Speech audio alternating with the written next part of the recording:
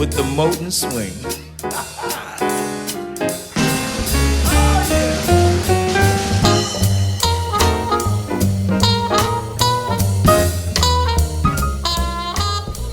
Welcome to a new edition of the Neon Jazz interview series with Kansas City Trumpeter, dancer, entertainer, and owner of Lonnie's Reno Club, Mr. Lonnie McFadden.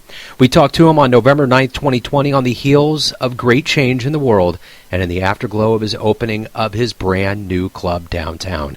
This club pays homage to the famous Reno Club that was located at 12th and Cherry in Kansas City, Missouri. This is a bonafide Kansas City-style jazz club inside the Ambassador Hotel, where momentum back in the day gained serious speed when Count Basie was playing on radio broadcasts, introducing Kansas City jazz to the world in the basement. He blends historic with hip to create authentic. He gives us a great historical look into this club, ushering in the jazz revival we are all waiting for in these strange 2020 pandemic times.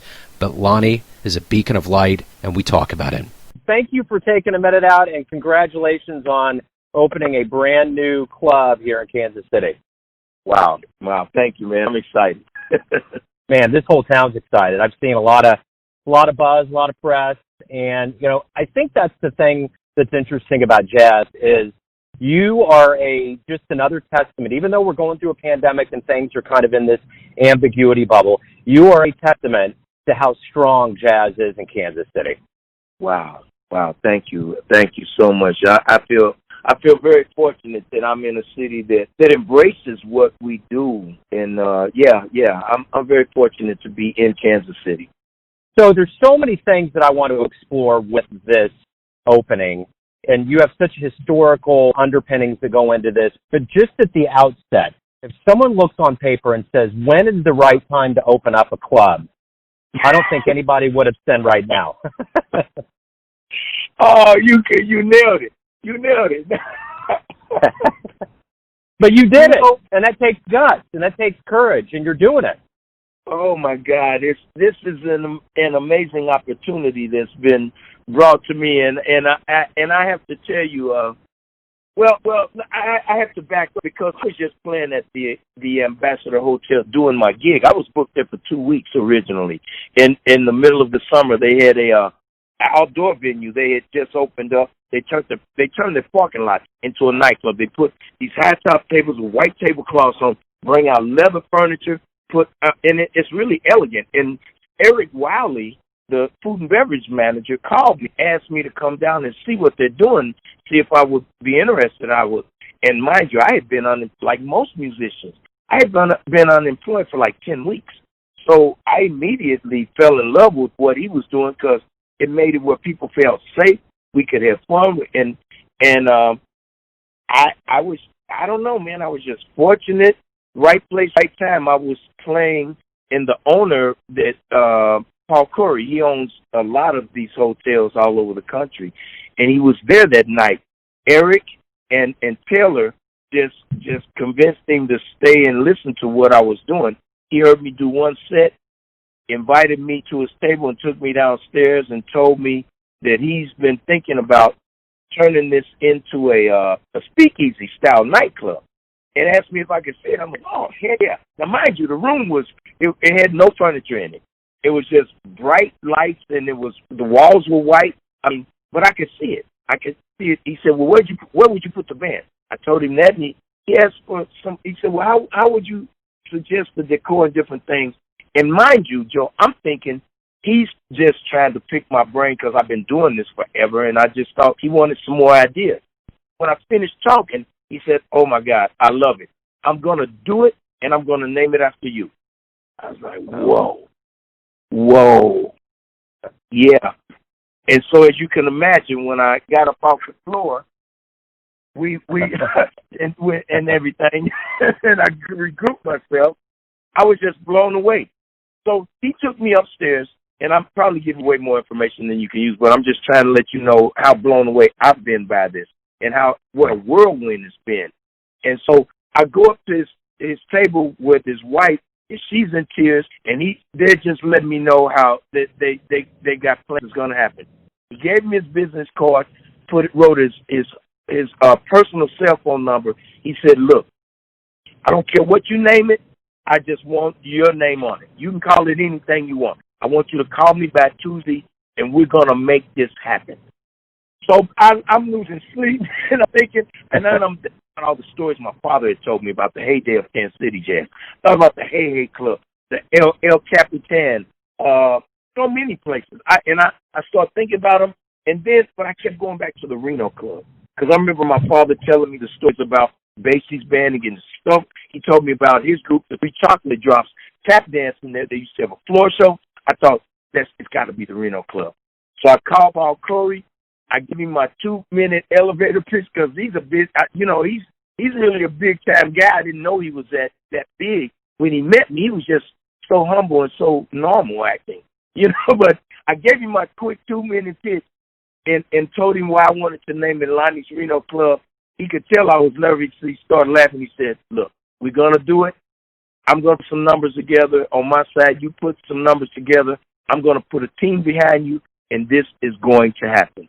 And that was the beginning of this whirlwind situation that I'm in that I cannot believe God has brought my way. So in the very beginnings, I've read into this a little bit. You have a history in this actual location. My father has a tie-in to the original Reno Club. Yes, you're absolutely right. My father was part of a tap dancing group called the Three Chocolate Drops. They were part of the floor show that was at the original Reno Club when Count Basie was the leader of the band and everything with Hollis Page and Lester Young. See, I grew up hearing stories about all this all my life. So this was like a no-brainer for me to think about this. And I talk about this when I'm on stage. They've got these great big pictures of my father's dancing group in there. And it's like just so surreal, man. It's like I've had more people when I go up to people's table and visit with them, they said, Lonnie, this is like a step back in a time zone or something. It feels like you are back in the 1930s. And you know how I do it, Joe. I'm all about Kansas City Jazz. So I play some Basie, I play some Benny Moten, I play some Lester Young. And I haven't done it yet, but I'm going to be doing some stuff by Hollis Page.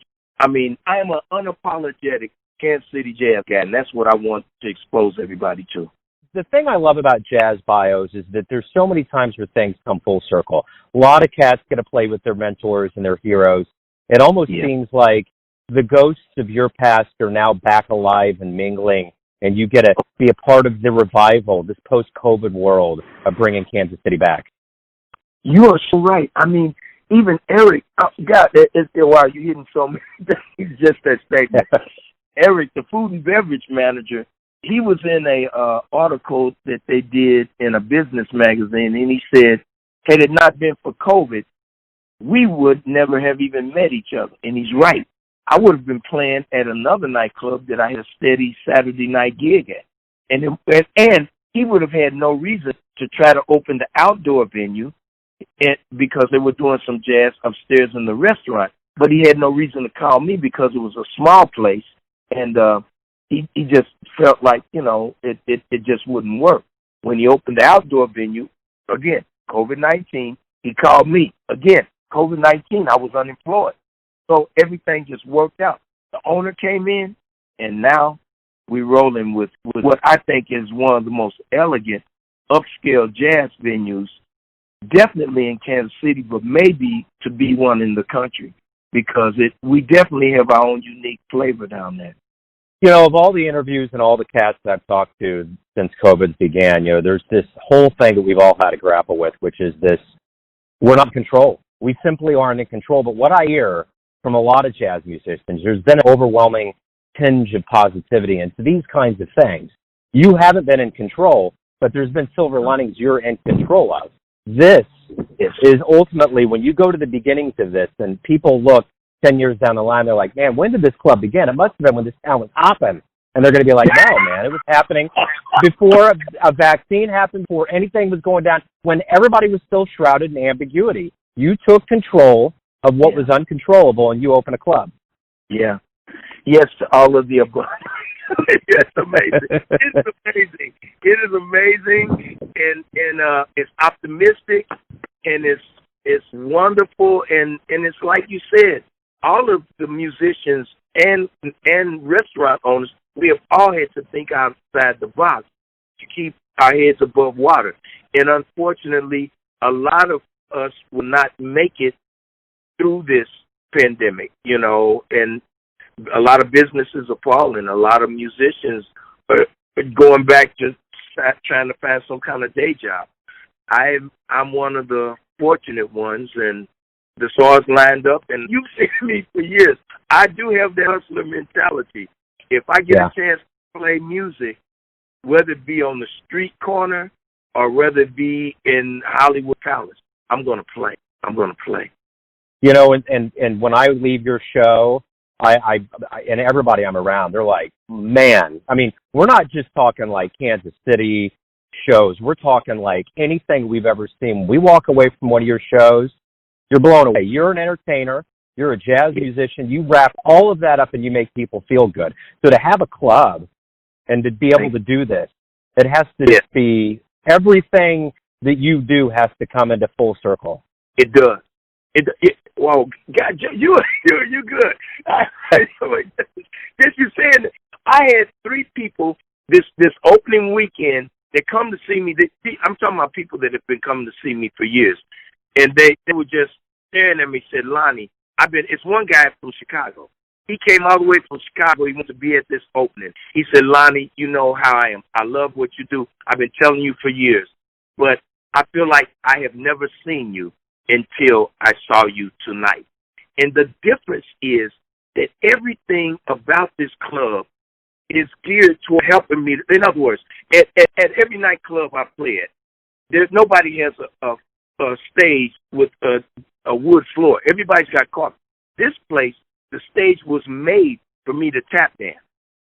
Every place I play, the PA system is suspect. Whether it's going to be right for the kind of vocals I do and things like that. And I walk in every week, and we're trying to figure it out every week. This place bought a brand new PA system that's geared toward musicians like myself and singers like myself. The room is tuned perfectly to hear everything at a low volume. People can talk, they can have dinner, and they can listen to us do what we do. And it's just so wonderful to have an opportunity like this. Yeah, Joe, everything you said, I'm being too wordy with you. You already said it. It's perfect for what I do. I get a chance to do whatever I want to do. Right, yeah, and that's what you deserve. And the one thing I'm thinking, too, is the last album you had out was live. You have to be chumping to do the same thing here. You know it. You know it. I'm in a meeting this week, and that's one of the things that we're going to talk about. Yes, I'm even going to talk. You believe me? You getting inside information because this hasn't even been brought to the table yet. But we're going to be talking about at least a once a week live stream, because part of the history of the Reno Club that always stands out to me is that Count Basie. It was what was going on there because of the live radio broadcast. Again, shout out to people like you, Joe, that keep us alive. Had it not been for radio that was being pumped out of the Reno Club, Count Basie and all the great things that were happening here in Kansas City may not have been discovered. But John Hammond heard Count Basie one night listening to the live broadcast from the Reno Club and said, oh, my God. And the rest is history about Count Basie, Kansas City jazz being exposed to the world, all of that. So, again, people like you talk about history.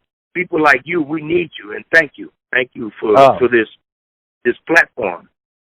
Yeah, we're just standing on the shoulders of giants, man. And I remember those stories about that beacon downtown where, that was when jazz was popular music, and there were millions of people that were like Kansas City, Count, all of those cats. That was the place.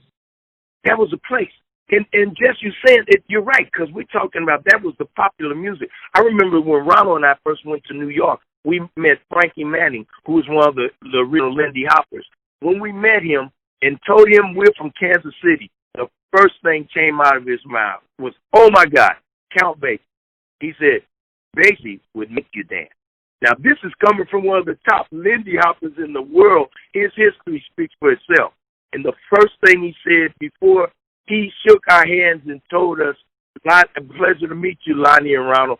He said, "Oh my God, Kansas City." Then he said, "Count Basie. Count Basie would make you dance." You know So, what? You know the history. Yeah, totally. You know, and the one thing I think about too with your show is that the thing that's always beautiful about jazz is the timelessness of it. You know, when you do what you do, it's timeless. But what I think too that's great about what you're doing is that Kansas City can never lose that flavor for the history that we've etched, the lore that we began, the fact that we were one of the original cradles of jazz. And it seems like this club pays credence to not only the past, but you're also going to be teaching a lot of young cats and a lot of people in this town that don't know about jazz and baptizing them in this art form. Thank you, because that is a conscious goal of mine, actually, and it's amazing. Again, you're so on point, because again, a guy came up to me after my first set. He said, "Lonnie, I've been sitting here Googling the stuff you're talking about." He said, "I feel so ignorant. I'm from Kansas City, and I didn't even know about those things." And so he's like, "Man, this is like getting entertained and getting a history lesson." I said, "Well, one of the things that we are really trying to do here at Lonnie's Reno Club, we have our slogan or our catchphrase, whatever you call it. I'm not a marketing guy. I don't know what you call it. But the bottom line of what is Lonnie's Reno Club is this history class in Kansas City jazz. That's what we do." Yeah, and that's beautiful.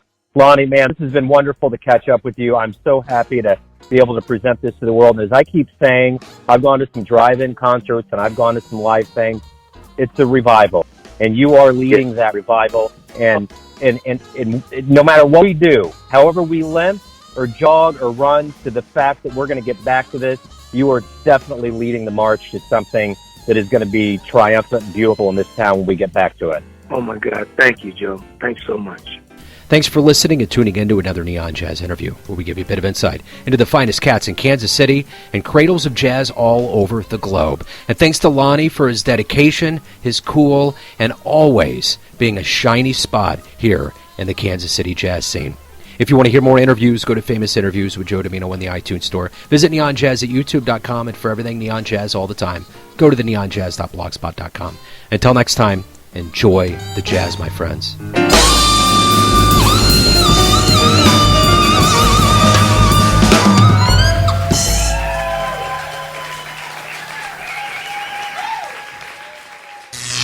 Neon Jazz.